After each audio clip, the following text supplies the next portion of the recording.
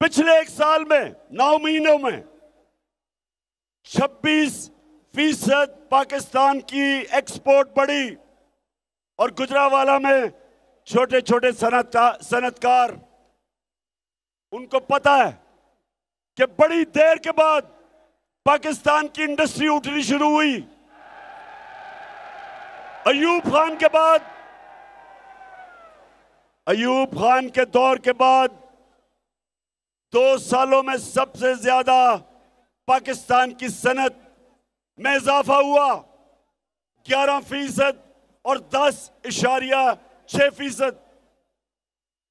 उसके अलावा बाहर से, और मैं सलाम करता हूं अपने बैरून मुल्क पाकिस्तानियों को, 31 अरब डॉलर की उन्होंने बाहर से रेमिटेंसेस भेजी, यह भी रिकॉर्ड था।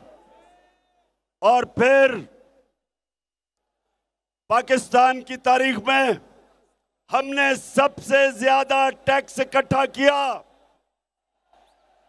और उस टैक्स की वजह से, क्योंकि हमने ज्यादा टैक्स इकट्ठा किया, हमने अपने मुल्क में अपने लोगों को पेट्रोल भी कम किया और फजल रहमान को भी कम किया।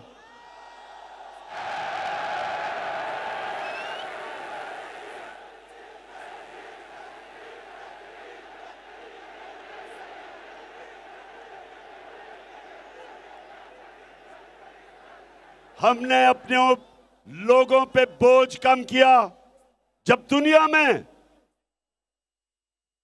तेल सबसे महंगा, हर दुनिया के अंदर मुश्किल, महंगाई आलमी सतह पे रिकॉर्ड महंगाई, हमने कोशिश की अपने लोगों के ऊपर कम बोझ डालें, अवाम से पैसा इकट्ठा करके अवाम पे खर्च किया। हमने अपने किसानों की मदद की, किसानों को जो शुगर माफिया पैसे नहीं देता था, हमने शुगर माफिया से पूरी कीमत ली, अपने किसानों को दी, टाइम पे पैसा दिया, किसानों ने जमीन पे लगाया, उनको अच्छी पैदावार की, कीमत हुई, आमदनी बढ़ी। हमारे 2 सालों में सबसे ज्यादा किसानों की खुशहाल वक्त गुजरा। 5 गन्ना, पिछले साल गंदम, चावल, आलू, मकई, सब रिकॉर्ड हमने फसलें पैदा की, किसानों में खुशहाली आई।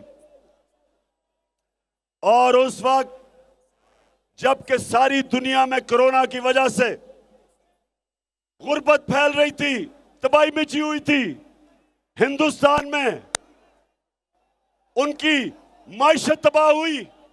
उस दौर में हमने अपने मुल्क में लोगों को उठाया, कोरोना से बचाया। और पाकिस्तान वो मुल्क है, सारे बर्रे सगीर में सबसे ज्यादा रोजगार पाकिस्तान में हुआ, अपने नौजवानों को रोजगार दिया, कंस्ट्रक्शन को उठाया। तो जब हमारा मुल्क सही रास्ते पे जा रहा था, गुजरावाला के लोगों, मेरे नौजवानों, सवाल ये पूछो कि इन डाकुओं ने अमेरिका की साजिश में मिलके तब इन्होंने हुकूमत कराई। अब सवाल ये है कि शहबाज शरीफ, मेहनत तो तुमने बड़ी की, बड़े बड़े जूते पॉलिश किए,